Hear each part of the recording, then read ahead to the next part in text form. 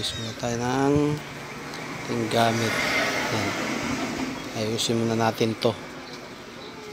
Yan. Ayos muna tayo dahil sa ating pag-alis. Ayos muna tayo ng ating gamit. Mag-ayos-ayos. Yan. Ayusin muna natin to. Yan.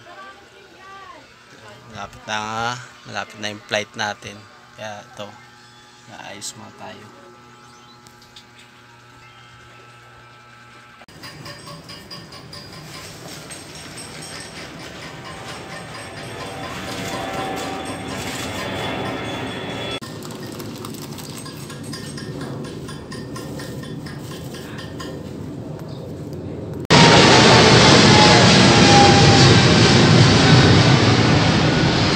Ako nakadalaw tayo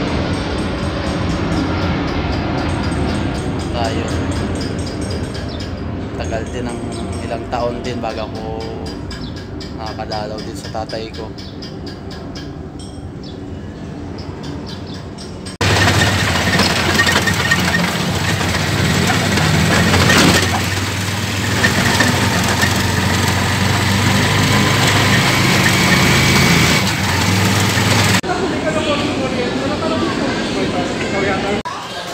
Na naman ulit, ito naman ako.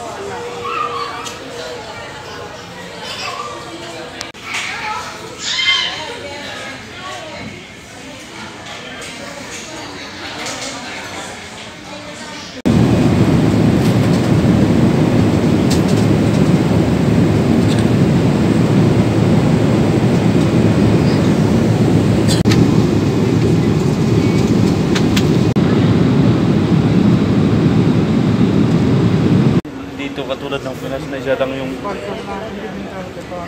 papalang oras. Hindi ka naman makakalabas sa immigration eh. Ha? Hindi naman tayo makakalabas.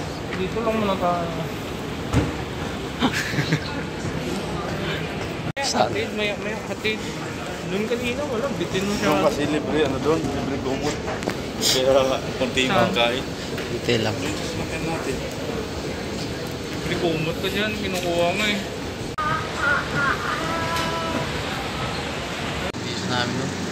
Accommodation namin malapit sa dagat, eh, no? Tanaw na tanaw yung dagat na bagong accommodation.